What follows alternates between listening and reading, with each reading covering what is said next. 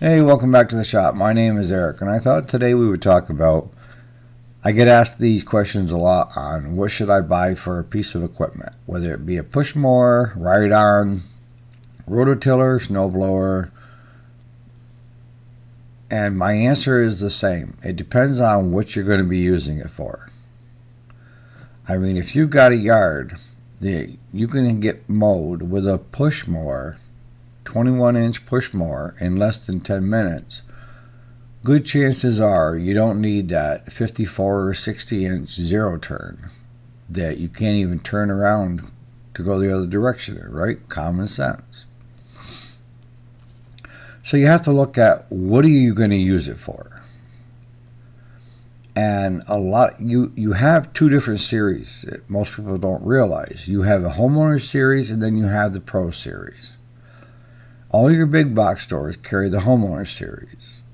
They're not as durable, they're not as well built, they're not. The manufacturer knows with the Pro Series, those guys count on that machine and they will have abuse. I mean, they're going to be going 8 to 10 hours a day, whereas the homeowners might get an hour a week. And that's how they get away with it, is they make a cheaper model that is not made to get 100 hours on it in a week. Because if you do that, then you will see failure by that unit. And that even goes for like the generators. Most people don't realize that the generators they see at the big box stores and on Amazon and this and that, those are the homeowner series. And the manufacturer, they figure it to be around 100 to 120 hours lifetime use. Yes, I said lifetime use. What we found in our area, the guys were doing is they were taking and buying these generators and living off grid, and sometimes the generator would run 8 hours in a day, charging up the solar or the batteries from the solar panels. And within a couple months, they couldn't get it started because it had no compression. Well, they wore it out. And they want it under warranty. They will not warranty someone that is using those generators for continuous use. If you need something for continuous use, you need to step up to the Pro Series. And they do make them. But they're a lot more expensive. But they're better built and they're there when you need them, because they know that you're going to be using that generator basically every day. So instead of going and buying 4 or 5 different generators in a 6 to 8 month period, just take your money and buy one good one and see what happens. Now, what should I be looking for when I'm buying one? Well, it all depends on what you want. I mean, push mower is pretty straightforward. 21-inch. If you want one that's, just a standard push mower, or you want one that's self-propelled, used to be you could buy $50 mowers. That is not happening anymore. Even push mowers that are manual are over $200 now. And that's quite a bit of chunk of money for most people. Look at the decks. The manufacturers for like Cub Cadet and any of the MTD lines, they were using press decks, and that includes Husqvarna and Craftsman. What do I mean by press decks? I mean, they took a thin sheet of metal and there's a mold, and this machine comes out and it stamps it and cookie cuts it, and then it's pushed down the thing. And then they add the pulleys and all the other stuff to it. But the decks were really weak, and they were susceptible to being damaged, being bumped. If you hit a little rock, it would push the deck in. The spindle, if it hit the ground a little bit on a high spot, I've seen it bend the deck where the spindle sits. I've seen it tear out the centers where the spindles are.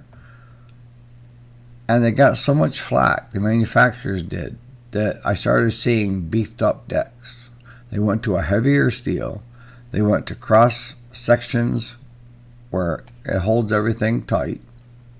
The price went up a little bit, but as far as I'm concerned, the price point was worth it, because now we were seeing less issues with those decks.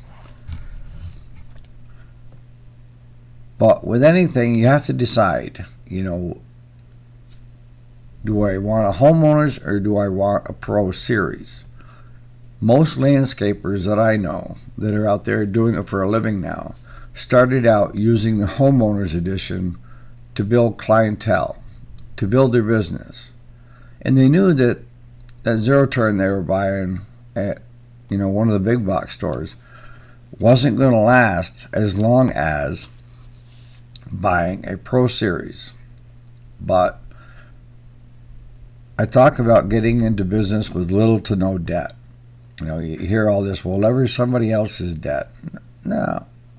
Try to stay as debt free as possible when you're starting a business. And that's what most of the guys that I know, that how they started off with used stuff and started building the clientele.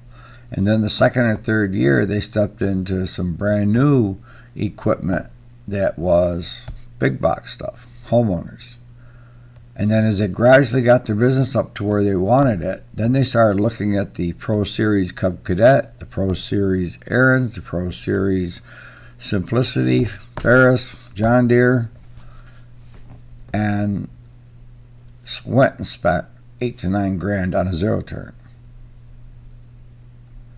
It would have been hard to do that in the beginning, because if you're buying 2 zero turns, you're buying a new trailer, you're buying weed eaters, you're buying string for your weed eaters, you buy. There's a lot of money going out, and you can get sunk if you go out and get into heavy debt in the Pro Series when you don't even have the clientele to back it up.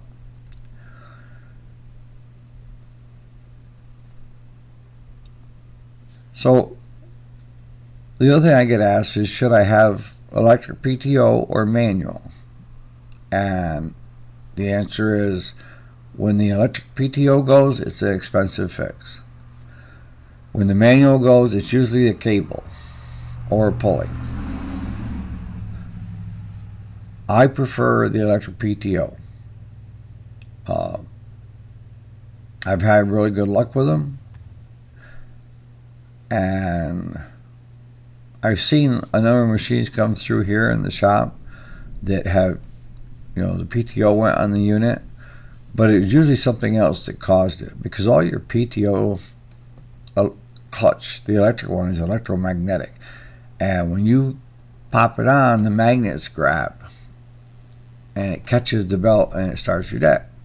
Whereas the manual, you're actually using a lever and then into a lock position, and it goes down from it's a cable, and then that hooks into a tightening system, and that's how you get your manual PTO. Same thing with hydrostatic versus manual. It's preference, whatever you like to do. So I hope that's kind of helped some of you guys try to figure out what you want to do as far as when you go to buy stuff. And on that note, I'll catch you on the next video. Thanks so much for watching.